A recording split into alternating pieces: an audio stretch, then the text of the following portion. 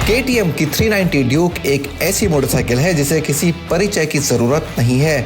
एक ऐसी बाइक है जो आपको अपनी कीमत का पूरा अनुभव देती है। पिछली 2 जनरेशन्स में 390 ड्यूक को कोई ख़ास टक्कर नहीं दे पाया है, ख़ास तौर पर अगर हम बात उसकी परफॉर्मेंस और डायनामिक्स की करें। और अब इस बाइक के तीसरे पीढ़ी के इस मॉडल की भी ऐसी ही कुछ कोशिश है। और कुछ ही दिन पहले हमने चलाई थी KTM की नई 390 ड्यूक बजाज के टेस्ट ट्रैक पर और बाहर सड़कों पर इसकी फर्स्ट राइड के इवेंट पर। उस वीडियो का लिंक आपको मिलेगा इस वीडियो के डिस्क्रिप्शन में। तो अब हमारे पास ये नई 390 ड्यूक कुछ दिनों से है जिसके साथ हमने वक्त बिताया है और इसको चलाई है हमने शहरीले रास्तों पर, हाईवेज पर, और इसके साथ में टेस्ट किया है इसके टेक्स, फीचर्स और अलग अपडेट्स को। और इसी साथ में इस वीडियो में हम आपको बताएंगे कि ये सब चीज़ें इस मोटरसाइकिल को वाकई में कितना बेहतर कराती है और उसके साथ में अब इस मोटरसाइकिल की कीमत को जस्टिफाई करती है कि नहीं। मगर आगे बढ़ने से पहले अगर आप इस चैनल पर नए हो तो ज़रूर हमें सब्सक्राइब कीजिए और उस बेल नोटिफिकेशन को दबाइए, हम आपको दे सके लेटेस्ट न्यूज़, रिव्यूज़ और अपडेट्स इस इंडस्ट्री के from car and bike Hindi. नई 390 ड्यूक की डिज़ाइन इस बाइक के स्पोर्टी राइडिंग एहसास से काफ़ी मेल खाती है। अगर आपकी हाइट मेरी तरह 5 फुट 6 इंच है तो इस पे आराम से आप बैठ पाएंगे। नई सैडल सीट की कुशनिंग पहले से थोड़ी स्टिफ है, लेकिन वो आपको लंबे सफ़र में ज़्यादा आराम देती है। पिछली सवारी की सीट भी नई है और पहले से बड़ी है, जिससे ज़्यादा आराम मिल जाएगा।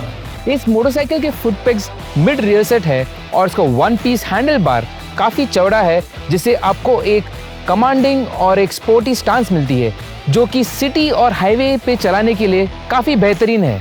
मगर इस सीट की लेंथ कम होने के कारण जब आपको टक डाउन करना हो तो आपको ज़्यादा जगह मिलती नहीं है और आपका चेहरा इस इंस्ट्रूमेंट कंसोल के काफ़ी पास में आ जाता है। बाइक के इंटरनेशनल मॉडल में जो शीशे मिलते हैं उससे अलग इंडिया आए मॉडल पर आपको मिलते हैं डोमिनार 400 के मिरर्स, जो असल में बाइक के डिज़ाइन से काफ़ी मेल खाते हैं। इनसे पीछे का अच्छा व्यू मिलता है। बाइक पर दिए गए नई TFT डिस्प्ले को भी आप तेज़ धूप में आराम से पढ़ लेंगे। स्क्रीन का टेक्सचर मैट फिनिश होने के कारण इस पर फिंगरप्रिंट्स के निशान भी नहीं आते। इसके अलावा स्क्रीन का ऑपरेशन इंटरफेस नया है और समझने में काफ़ी आसान भी है। और आगे की तरफ आपको मिलता है ये नया LED हेडलैम्प जो कि प्रीवियस ड्यूक से अलग है। आपको मिलता है ये 4 पॉड क्लस्टर जिसको हमने टेस्ट किया है अंधेरे में और पार्किंग लॉट्स में, और हम आपको ये बता सकते हैं कि इसकी इंटेंसिटी और स्प्रेड काफ़ी बढ़िया है। फर्स्ट राइड के टाइम पर समय की कमी होने के कारण हम इस बाइक के लॉन्च कंट्रोल फीचर को अच्छे से टेस्ट नहीं कर पाए थे। इसको यूज़ करने के लिए सबसे पहले आपको राइडिंग मोड ट्रैक में चेंज करना पड़ता है और ट्रैक्शन कंट्रोल को पूरी तरीके से बंद करना होता है। उसके बाद बाइक ऑन करके पहला गियर डाल के थ्रॉटल को 7000 RPM पर ऑटो होल्ड होने पर क्लच डंप करना होता है। हमारी टेस्टिंग के वक्त हमने कुछ बार बाइक को सही तरीके से लॉन्च किया, आगे का पहिया ज़मीन पर रख गए। हर 3 लॉन्चेस के बाद बाइक थोड़ी देर नॉर्मल पर चलानी पड़ती है, लॉन्च अटेम्प्ट एक बार फिर अवेलेबल होने के लिए। फर्स्ट जनरेशन ड्यूक का जो हुलिगन कैरेक्टर था वो आपको मिलता है वापस इस 2024 मॉडल में। इसका कारण है इसकी हाई डिस्प्लेसमेंट मोटर, जिसका पावर आउटपुट लगभग फर्स्ट जनरेशन ड्यूक के जैसा ही है मगर एक मोर मैच्योर्ड फॉर्म में। एक ओवर स्क्वायर मोटर होने के कारण इस इंजन का कंप्रेशन रेशो हाई है, जिसके कारण मोटर काफ़ी गर्म हो जाती है। मगर अब डिस्प्लेसमेंट बढ़ने के कारण इंजन पहले जैसा गर्म नहीं होता और तेज चलाने के बाद भी उसके रेडिएटर फैंस पहले की तरह बाइक को बंद करने पर ज़्यादा टाइम चलते नहीं रहते। साथ ही इस मोटर की ट्रैक्टेबिलिटी अब अच्छी हुई है। ज़्यादा डिस्प्लेसमेंट और नए गियरबॉक्स के कारण आप 390 ड्यूक को अब एक काम मैनर में भी चला सकते हैं। अब इस बाइक को 40 से 45 किलोमीटर प्रति घंटे की रफ्तार पर 5वें गियर में भी आसानी से चलाया जा सकता है। 390 ड्यूक के पिछले मॉडल्स में वाइब्रेशन काफ़ी थी, जो 2024 मॉडल के साथ कुछ कम हो गई है।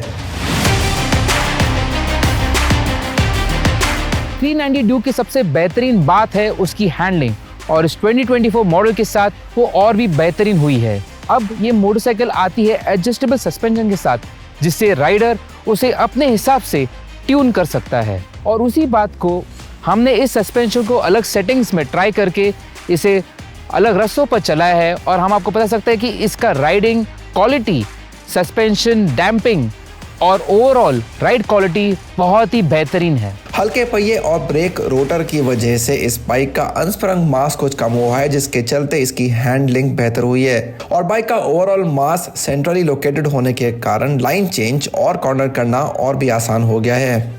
बाइक के ब्रेक्स कमाल का काम करते हैं स्पीड को घटाने में, और उसके साथ मेटजेलर टायर्स आपको बहुत सारा ग्रिप और फीडबैक देते हैं। ओवरऑल आप इस मोटरसाइकिल को और भरोसे के साथ चला सकते हैं। अगर आप 390 ड्यूक खरीदने का विचार कर रहे हैं तो फ्यूल एफिशिएंसी का फैक्टर जो है वो आपके टॉप प्रायोरिटी में होना नहीं चाहिए। मगर हमने इस मोटरसाइकिल का फ्यूल रन किया है और हमें मिला है 33.5 kmpl, जो कि प्रीवियस ड्यूक के कंपैरिजन में थोड़ा बेहतर है। इसका कारण है कि इसकी हाई डिस्प्लेसमेंट मोटर जो कि इस इंजन को स्लाइटली स्मूदर चलाती है। पहली जनरेशन से लेके इस तीसरी पीढ़ी के मॉडल तक KTM की 390 ड्यूक में काफ़ी सुधार हुए हैं। नई टेक्नोलॉजी और प्रीमियम साइकिल पार्ट्स की वजह से KTM वाकई में परफॉर्मेंस फॉर प्राइस को एक नए लेवल पर ले गई है। तो 2013 में लॉन्च की गई KTM की फर्स्ट जनरेशन 390 ड्यूक के कंपैरिजन में ये 2024 मॉडल तो बहुत ही महंगी है, मगर इस मोटरसाइकिल के परफॉर्मेंस, किट, टेक और फीचर्स को मद्दे रखते हुए ये मोटरसाइकिल उसके कंपैरेटर्स के कंपैरिजन में बहुत ही बढ़िया मोटरसाइकिल है और इसी कारण इस मोटरसाइकिल की प्राइस जस्टिफाइड है।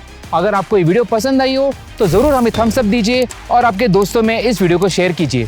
Thank you for watching car and bike Hindi.